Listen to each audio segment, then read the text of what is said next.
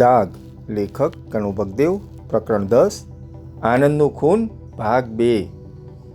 આનંદને ત્યાંથી નીકળીને દિલીપ સીધો સુંદરનગર કોલોની પહોંચ્યો. 4 નંબરના માર્ગ પર 21 નંબરનો બંગલો શોધવામાં એને બહુ મુશ્કેલી ન પડી. બંગલો આધુનિક હતો અને તેની ફરતી 5 ફૂટ ઊંચી કમ્પાઉન્ડ વોલ હતી. લોખંડની ગ્રીલવાળું ફાટક ઉગાડીને દિલીપ અંદર પ્રવેશ્યો અને બંગલાના મુખ્ય દરવાજા પાસે પહોંચ્યો. મુખ્ય દરવાજા પર ઓટોમેટિક તાળું હતું. દરવાજો અંદર તેમજ બહાર બંને તરફથી ઉગાડી તથા બંધ કરી શકાય તેમ હતો. દરવાજો અંદરથી બંધ છે કે બહારથી એ જાણવું દિલીપ માટે મુશ્કેલ હતું. કંઈક વિચારીને એણે ડોરબેલ દબાવી અને સતત દબાવી રાખી. અંદર રણકેલી ડોરબેલનો કર્કશ અવાજ તેને બહાર પણ સ્પષ્ટ રીતે સંભળાયો.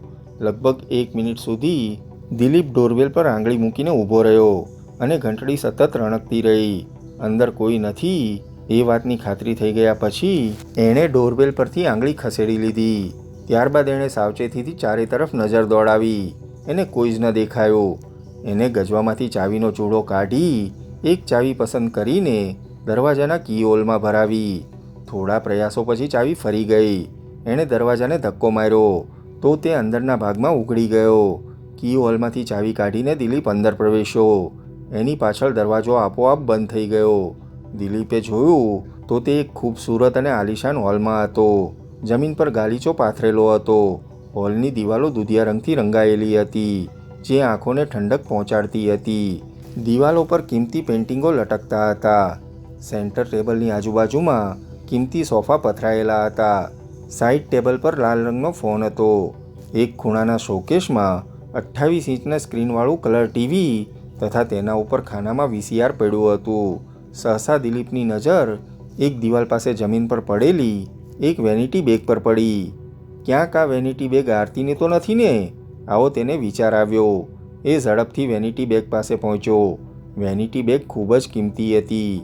એણે વેનિટી બેગ ઊંચકીને તેને ઉઘાડી અને અંદર હાથ નાખીને એક એક વસ્તુ બહાર કાઢવા લાગ્યો.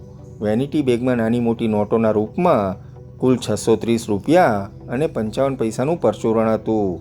એક નાનકડો લેડીઝ રૂમાલ હતો જેના ઉપર ઊન વડે 2 અંગ્રેજી મૂળાક્ષરો એ તથા એન ગૂંથાયેલા હતા. ઉપરાંત આરતીનું ડ્રાઇવિંગ લાયસન્સ, પાવડરનું કોમ્પેક્ટ, લિપસ્ટિક વગેરે હતું. વેનિટી બેગની તલાશીમાં દિલીપને ખાસ કશું જાણવા ન મળ્યું. અલબત્ત એક વાત તેને જરૂર જાણવા મળી અને તે એ કે આરતી ગઈકાલે અહીં આ બંગલામાં આવી હતી. ગઈકાલે બપોરે 12:30 વાગ્યે એ આનંદના ફ્લેટમાંથી આનંદ સાથે બહાર નીકળી ત્યારે વેનિટી બેગ તેના ખભા પર લટકતી હતી. અર્થાત બપોરે 12:30 વાગ્યા પછી કોઈ પણ સમયે આરતી અહીં આવી હતી.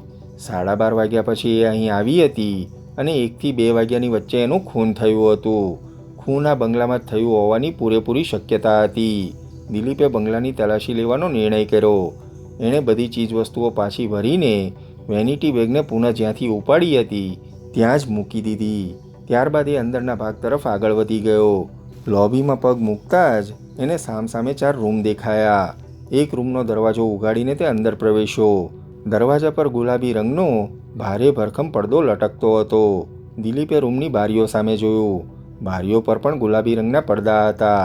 આ પડદા એટલા મજબૂત હતા કે તેનો કોઈ ટુકડો ફાટીને હાથમાં આવવાનો સવાલ જ ઊભો નહોતો થતો. દિલીપે વિચાર્યું, જો દરેક રૂમમાં આવા જ મજબૂત પડદા હશે તો માની લેવું પડશે કે આરતીનું ખૂન આ બંગલામાં નથી થયું. થોડી પળો સુધી કમર પર હાથ રાખીને તે રૂમનું નિરીક્ષણ કરતો રહ્યો. ત્યારબાદ બહાર નીકળી સામેના રૂમનો દરવાજો ઉગાડીને તે એમાં દાખલ થઈ ગયો. દરવાજા પર ગુલાબી રંગનો પડદો હતો જે એક તરફ સરકેલો હતો. સૌથી પહેલાં દિલીપની નજર સામે દેખાતા ડ્રેસિંગ ટેબલ પર પડી. ડ્રેસિંગ ટેબલ પર કોસ્મેટિકની વસ્તુઓ વિખરાયેલી પડી હતી. ડ્રેસિંગ ટેબલની બાજુમાં જ એક કબાટ હતો. કબાટના બંને પટ ઉઘાડા હતા અને અંદર સ્ત્રીઓના વસ્ત્રો લટકતા હતા. આ રૂમ આરતીનો હશે એવું અનુમાન દિલીપે કર્યું. કબાટ પરથી ખસીને એની નજર એક બારી તરફ સ્થિર થઈ ગઈ. બારી પર ગુલાબી રંગનો પડદો લટકતો હતો. આ પડદાનું કપડું એટલું પાતળું હતું કે ખેંચતાણથી ફાટીને તેનો એકાદ ટુકડો કોઈ પણના હાથમાં આવી શકે તેમ હતો. દિલીપ ઉતાવળા પગલે એ બારી પાસે પહોંચ્યો અને પડદાનું નિરીક્ષણ કર્યું. પડદો સહી સલામત હતો. એની નજર પલંગ પાસે રહેલી બારી પર સ્થિર થઈ. એ બારીના પડદા પર નજર પડતા જ તે ઉછળી પડ્યો. પડદો એકદમ ચોળાયેલો અને ફાટીને એક તરફ લટકતો હતો. દિલીપે નજીક પહોંચીને એનું નિરીક્ષણ કર્યું. એણે જોયું તો એ પડદાનો થોડો ભાગ ગુમ થઈ ગયો હતો. દિલીપે અનુમાન કર્યું, આરતી પલંગ પર બેઠી હતી. એ જ વખતે ખૂનીએ તેના ગળામાં દોરડાનો ગાળિયો ભરાવી દીધો. ખૂની ગાળિયાને કસવા લાગ્યો અને આરતી તરફડતી, હાથ પગ ઉછાળતી પોતાનો જીવ બચાવવાનો પ્રયાસ કરવા લાગી. એ જ વખતે બારીનો પડદો તેના હાથમાં આવી ગયો અને ખેંચતાણથી પડદાનો એક ટુકડો ફાટીને તેની મુઠ્ઠીમાં જ રહી ગયો. આરતીનું ખૂન આ બંગલામાં, આ રૂમમાં જ થયું હતું. એ વાતમાં દિલીપને જરા પણ શંકા નહોતી રહી. એણે સાવચેતીથી રૂમની તલાશી લીધી, પરંતુ ખૂની પર પ્રકાશ ફેંકે એવી કોઈ ચીજવસ્તુ તેને ન મળી. ખૂનીનું હથિયાર અર્થાત દોરડું પણ ન મળ્યું. જરૂર આ દોરડું ખૂની પોતાની સાથે લઈ ગયો હશે એવું અનુમાન એણે કર્યું. વામનરાવને ફોન કરવાના હેતુથી તે રૂમમાંથી બહાર નીકળીને હોલમાં આવ્યો. ફોન તરફ આગળ વધતી વખતે અચાનક એની નજર સેન્ટર ટેબલ પર પડી. ટેબલ પર ગઈકાલનું વિશાળગઢ સમાચાર અખબાર પડ્યું હતું. દિલીપની આંખો વિચારવશ હાલતમાં સંકોચાઈને ઝીણી બની. એના કપાળ પર કરચલીઓ ઉપસી આવી. એ ગંભીરતાથી કંઈક વિચારવા લાગ્યો. આ અખબાર અહીં કોણ લાવ્યું હતું? આરતી કે તેનો ખૂની? અને આ અખબાર અહીં ક્યારે આવ્યું? ગઈકાલે કે સાંજે? આ સવાલો હથોડાની માફક તેના દિમાગમાં ઝીંકાવા લાગ્યા. અચાનક એની નજર અખબારના એક ખૂણામાં લાગેલા રબર સ્ટેમ્પ પર પડી. રબર સ્ટેમ્પનું નિશાન સ્પષ્ટ રીતે દેખાતું હતું. એમાં લખ્યું હતું, એ top news agency, new market, Bhairav road, Vishalgadh. અખબારનો સ્પર્શ કર્યા વગર જ દિલીપ ટેલિફોન તરફ આગળ વધ્યો. એણે રિસીવર ઊંચકીને પોલીસ હેડક્વાર્ટર ખાતે વામનરાવની ઓફિસનો નંબર મેળવ્યો અને સામે છેડેથી રિસીવર ઊંચકવાની રાહ જોવા લાગ્યો. Hello, police headquarters, sub inspector Amarji speaking. થોડી પળો બાદ સામે છેડેથી અમરજીનો પરિચિત અવાજ તેને સંભળાયો. અમરજી, હું દિલીપ બોલું છું. જરા વામનરાવને રિસીવર આપ. વામનરાવ સાહેબ તો હાજર નથી. થોડી વાર પહેલાં એક ખૂનના સમાચાર મળતા તેઓ તપાસ કરવા માટે બનાવના સ્થળે ગયા છે. ઓહ, મારે એનું ખૂબ જ જરૂરી કામ છે. એ ક્યાં ગયો છે એની તને ખબર છે? જી હા, તેઓ પંચવટી રોડ પર 72 નંબરના ફ્લેટમાં ગયા છે. શું? દિલીપ એકદમ ચમક્યો, કારણ કે આ સરનામું આનંદના ફ્લેટનું હતું. સાંભળ અમરજી, ખૂન કોનું થયું છે એ બાબતમાં તું કંઈ જાણે છે? એણે વ્યાકુળ અવાજે પૂછ્યું. હા, જાણું છું. ખૂન એ ફ્લેટના માલિક આનંદ મહેતાનું થયું છે. તો આનંદનું પણ ખૂન થઈ ગયું? એણે વિચાર્યું. કોણ હશે એનો ખૂની? શું એ જ કે જેણે આરતીનું ખૂન કર્યું હતું? શક્યતા તો એવી જ હતી. આ બધી વાતનો વિચાર કરતો દિલીપ બહાર નીકળ્યો. મુખ્ય દરવાજાને લોક કરી પોતાના મોટરસાઇકલ પર બેસીને એ પંચવટી રોડ તરફ રવાના થઈ ગયો. થોડી વારમાં જ તે ત્યાં પહોંચી ગયો. આનંદના ફ્લેટની બહાર પોલીસની જીપ ઊભી હતી. દિલીપે મુકુંદ બેસતો હતો એ તરફ નજર કરી. અત્યારે ત્યાં નહોતો મુકુંદ કે નહોતો એનો સામાન. દિલીપ આગળ વધીને ફ્લેટના દરવાજા પાસે પહોંચ્યો. ત્યાં એક સિપાઈ ઊભો હતો. બંને એકબીજાને ઓળખતા હતા. વામનરાવને મારા આગમનની સૂચના આપી દો, દિલીપે કોઈ પણ જાતની ભૂમિકા બાંધ્યા વગર કહ્યું. સિપાઈ હકારમાં માથું હલાવીને અંદર ચાલ્યો ગયો. થોડી પળોમાં જે પાછો ફર્યો. જાઓ સાહેબ, એણે કહ્યું. દિલીપ અંદર પ્રવેશ્યો. ડ્રોઈંગ રૂમમાં 4-5 સિપાઈઓ સાથે વામનરાવ મોજૂદ હતો, પરંતુ દિલીપને આનંદનો મૃતદેહ ક્યાંય ન દેખાયો. મૃતદેહ કદાચ બીજા રૂમમાં હશે એમ એણે માન્યું. તું અહીં કેવી રીતે આવ્યો? વામનરાવે તેની નજીક આવતા પૂછ્યું. ખૂનના સમાચાર જાણીને. કોના ખૂનના? આનંદના? હા, આનંદનું ખૂન થઈ ગયું છે એ વાતની તને કેવી રીતે ખબર પડી? મેં તારી સાથે વાત કરવા માટે હેડક્વાર્ટર ફોન કર્યો હતો. ત્યાં મોજૂદ અમરજી પાસેથી મને જાણવા મળ્યું કે આનંદનું ખૂન થઈ ગયું છે અને તું અહીં આવ્યો છે. હું? વામનરાવના ગળામાંથી હુંકાર નીકળ્યો. તને આનંદના ખૂનની કેવી રીતે ખબર પડી? દિલીપે પૂછ્યું. આનંદે પોતે જ જણાવ્યું હતું. આનંદે? હા. કેવી રીતે? ફોન કરીને. જાણે વામનરાવ પાગલની હોસ્પિટલમાંથી નાસી છૂટેલો કોઈ પાગલ હોય એ રીતે દિલીપે તેની સામે જોયું. ભાઈ વામનરાવ, તારું મોં જરીક નજીક લાવતો, એણે કહ્યું. કેમ? તે શરાબ તો નથી પીધો ને? અને પીધો છે તો કેટલો પીધો છે હું જાણવા માગું છું. મેં આજે શરાબનું એક ટીપું પણ નથી પીધું, સમજો, વામનરાવે મોં મચકોડતા કહ્યું. તો પછી કોઈક બીજી જાતનો નશો કર્યો હશે, નહીં તો તું આમ કહે જ નહીં.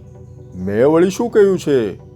એ જ કે પોતાના ખૂનની સૂચના આનંદે પોતે જ ફોન કરીને આપી હતી. મેં સાચું જ કહ્યું છે, વામનરાવ બોલ્યો. જે વખતે એણે ફોન કર્યો એ વખતે તે જીવતો હતો. મરતા પહેલાં એણે પોલીસ હેડક્વાર્ટર ફોન કર્યો અને કહ્યું કે સાધના દોશીએ તેને ગોળી ઝીંકી દીધી છે અને તે ગંભીર રીતે ઘવાયો છે. શું? દિલીપે ચમકીને તેની સામે જોતા પૂછ્યું. એના પર સાધનાએ ગોળી છોડી છે એમ એણે કહ્યું હતું? હા. તે સાધનાનું નામ સ્પષ્ટ રીતે સાંભળ્યું હતું? હા. વામનરાવ હકારમાં માથું હલાવતા બોલ્યો.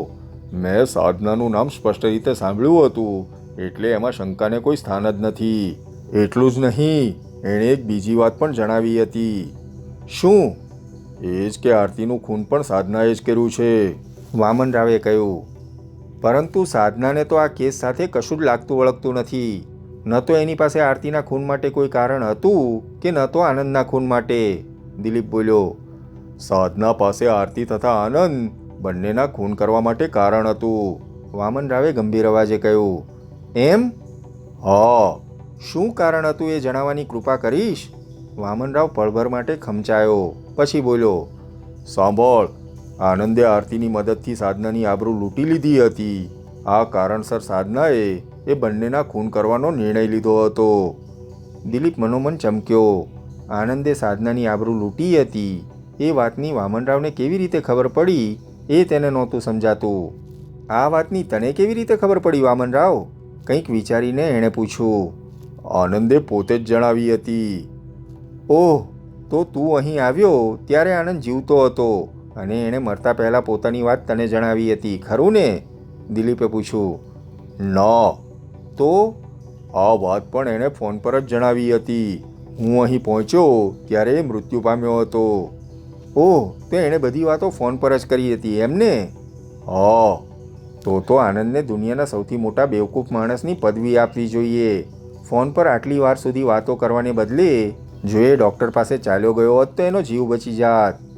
ભાઈ દિલીપ, જેની છાતીમાં ગોળી વાગી હોય, જેના શરીરમાંથી પુષ્કળ માત્રામાં લોહી વહી ગયું હોય, એને માટે હલનચલન કરવું અશક્ય છે. જો એ ઘસડાઈ દરવાજો ઉગાડીને સડક સુધી પહોંચી ગયો હોત તો પણ એને કોઈકની મદદ મળી જાત, દિલીપ વિચારવશ અવાજે બોલ્યો. એણે ડૉક્ટરની મદદ મેળવવાના હેતુથી જ પોલીસને ફોન કર્યો હશે. ફોન આવતા જ હું તરત જ એમ્બ્યુલન્સ અને પોલીસ ડૉક્ટરને લઈને અહીં આવવાને માટે રવાના થઈ ગયો હતો. અહીં પહોંચીને તે શું જોયું? મેં જોયું તો ફ્લેટનો દરવાજો ઉઘાડો હતો અને શયનખંડમાં ટેલિફોન પાસે જ જમીન પર આનંદનો મૃતદેહ પડ્યો હતો. મૃતદેહ જોતાં જ મેં હેડક્વાર્ટર ફોન કરીને ફોટોગ્રાફર, ફિંગરપ્રિન્ટ એક્સપર્ટ વગેરેને બોલાવી લીધા હતા. આનંદના ખૂનમાં સાધનાનો હાથ છે એવી કોઈ કડી કે પુરાવો અહીંથી મળ્યો છે? આનંદે ફોન પર જ આ બધું જણાવ્યું એ શું પૂરતું નથી? ના, બિલકુલ નહીં, દિલીપે નકારાત્મક ઢબે માથું હલાવ્યું. કેમ? એટલા માટે કે આનંદ મૃત્યુ પામ્યો છે. મરતા પહેલાં એણે કંઈ મરણોત્તર નિવેદન નથી આપ્યું. એણે કરેલો ફોન પણ ટેપ થયેલો નથી. તો પછી એણે સાધનાને જ પોતાની ખૂની જણાવી હતી એ વાત તું કેવી રીતે પુરવાર કરીશ? આનંદના ફોનને આપણે પુરાવા તરીકે તો રજૂ કરી શકીએ તેમ નથી, પરંતુ બંને ખૂનો સાધનાએ કર્યા છે એટલું તો નક્કી થઈ જ ગયું છે. હવે આપણે આમ તેમ ભટકવું નહીં પડે. આપણે સાધના પર નજર રાખીને તેની વિરુદ્ધ પુરાવાઓ એકઠા કરી લઈશું, વામનરાવે કહ્યું. ઓહ, તો બંને ખૂન સાધનાએ કર્યા છે એમ તું મક્કમ રીતે માને છે, ખરું ને? હા, અને મેં પૂછપરછ માટે અહીં બોલાવી છે. એક સિપાહી એને બોલાવી લાવવા માટે તેને ઘેર ગયો છે. દિલીપ વ્યાકુળ બની ગયો, કારણ કે પોલીસની પહેલાં એ સાધના સાથે વાત કરવા માગતો હતો. સાધના અત્યારે પોતાના ઘરે નહીં પણ બ્યુટી પાર્લરમાં હશે એની તેને ખબર હતી. જો આનંદનું ખૂન સાધનાએ કર્યું છે તો સ્પષ્ટ છે કે એ ખૂન કરવા માટે અહીં આવી હશે, વામનરાવ કહેતો જતો હતો. હવે જો તે અહીં આવી હશે તો કોઈકે તો જરૂર તેને આનંદના ફ્લેટમાં દાખલ થતી જોઈ હશે. કોઈકે તેને જોઈ જ હશે એ કંઈ જરૂરી નથી. જરૂરી છે, વામનરાવ મક્કમ અવાજે બોલ્યો. બીજા કોઈએ નહીં તો કંઈ નહીં, પણ ફ્લેટની સામે બેઠેલા બૂટ પોલીસવાળા છોકરાએ તો જરૂર જોઈ હશે. બૂટ પોલીસવાળા છોકરાએ? દિલીપ ચમક્યો. વામનરાવ મુકુંદ વિશે કહે છે એ વાત તરત જ તેના મગજમાં આવી ગઈ. તો તું જ્યારે અહીં આવ્યો ત્યારે બહાર કોઈ બૂટ પોલીસવાળો છોકરો બેઠો હતો? હા, અને મૃતદેહ જોયા પછી હું એને પૂછપરછ કરવાના હેતુથી બહાર નીકળ્યો ત્યારે એ ત્યાં નહોતો. મારી વર્દી જોયા પછી કોઈક ગરબડની ગંધ પારખીને એ વંજો માપી ગયો હશે એમ હું માનું છું. પરંતુ એ ક્યાં જશે? એનો પત્તો લાગશે કે હું તરત જ સાધનાને તેની સામે ઊભી રાખી દઈશ. જો સાધના એની નજર સામે જ આનંદના ફ્લેટમાં દાખલ થઈ હશે તો એ તેને જરૂર ઓળખી કાઢશે.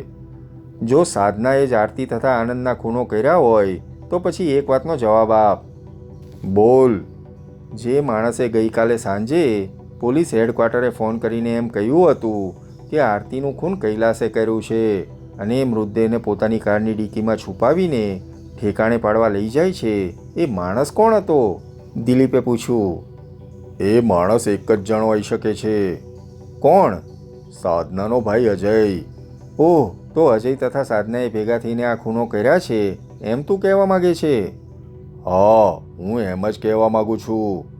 ભાઈ વામનરાવ, ગઈકાલે જે માણસે પોલીસ હેડક્વાર્ટરે ફોન કર્યો હતો એ જ ખૂની હોય તથા આજે એણે જ ફોન પર આનંદ તરીકે વાત કરી હોય એવું પણ બની શકે છે, દિલીપે ગંભીર અવાજે કહ્યું. હા? વામનરાવ મોં મચકોડીને છણકો કરતા બોલ્યો. જો એ જ ખૂની હતો તો એણે આવી મૂર્ખાઈ શા માટે કરી? કેવી મૂર્ખાઈ? પહેલી વાર કૈલાસ અને બીજી વાર સાધના ખૂની હોવાનું જણાવી દેવાની મૂર્ખાઈ. આવું શા માટે કરે?